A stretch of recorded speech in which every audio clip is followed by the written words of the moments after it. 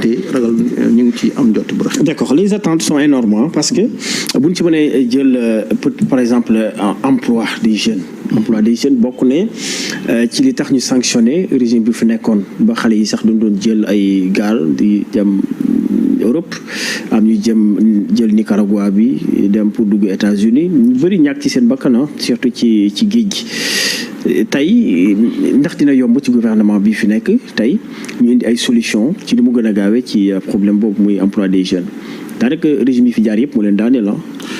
li nga wax ni lu am solo la.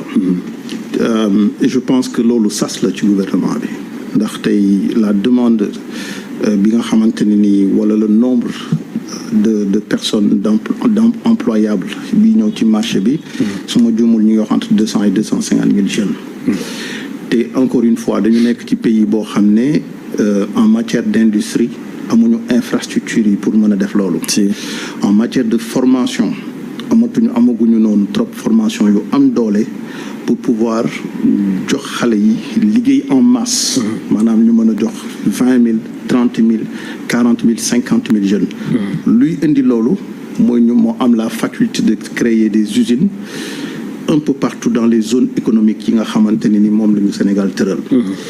loolu nag encore une fois ci programme bi nga xamante ne ni gis naa ko ñi nga xam ne ni ñoom ñoo toog tey muy le président Bassirou Diomaye Faye gis naa ci seen programme am na lu ñu ci jagleel grande agence pour le gouvernement et de l'emploi.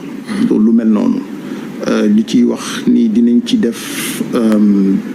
ci def xaalis bu tëkku ak def ci aussi jox ci nit ñi li nga xamante ne ni tey dinañ mën a ubbi ay structures yu mën a permettre xale yi ñoom ñu mën a am xëy renforcer secteur privé bi mais loolu yëpp encore une fois dafa nekk ci gouvernement bi ñoom seen sas pour que ñoom loolu ñu indi ko.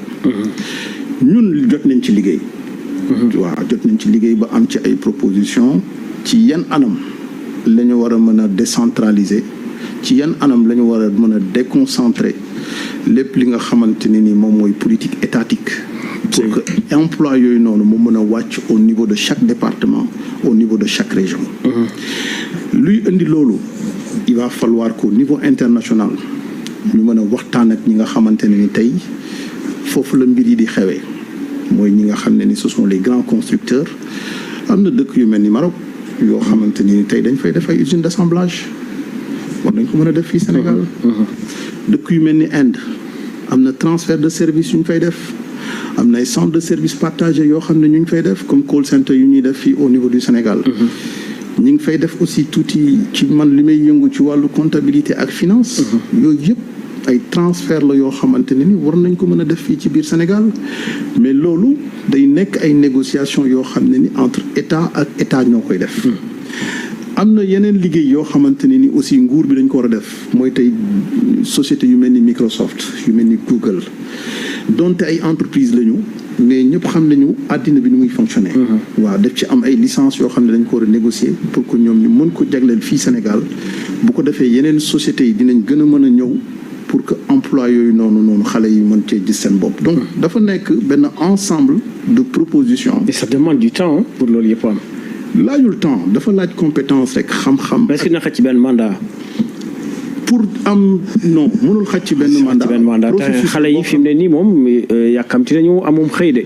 waaw mais mën nañu lancer processus boo xam ne nit ñi mën nañ ci am yaakaar. ñun ñaa ngi fi ressources humaines yaa ngi fi. wax naa ko projet yaa ngi fi solution yaa ngi fi il va falloir que très très très rapidement ñoom ñu teg loolu. état bi fi nekkoon 3FPT bi mu teg mais am na ci dogal yoo xam ne yu am solo la. mais kenn exploité wu ko ndax ñu fa teg encore une fois ay politiciens rek dañ fa tegoon. ñoo xamante ne ni ñoom duñu communiquer ci lan mooy 3FPT lan la 3FPT di def ci yan cible la war a dem ci yan acteur la war a dem informer pour que ñooñu ñoom ñu xam ne ni bu ñu amee seen entreprise 3FPT mun na leen jàppale ci lii mun na leen jàppale ci seen ay charges ci seen ay dépenses donc nguur bi fi nekk am na loo xamante ne ni defoon na ko. mais malheureusement. bu fekkee ni dañuy yegg ci phénomène de politisation responsabilité yi ñu leen jox duñ ko mën a accomplir communication bi ci war bu ñu wàccee ko ba ci population bi képp ku yore entreprise mu xam ne ni état bi def na lii loolu nag léegi nguur bu bees bi ñoom loolu mooy nekk seen liggéey. La reddition des comptes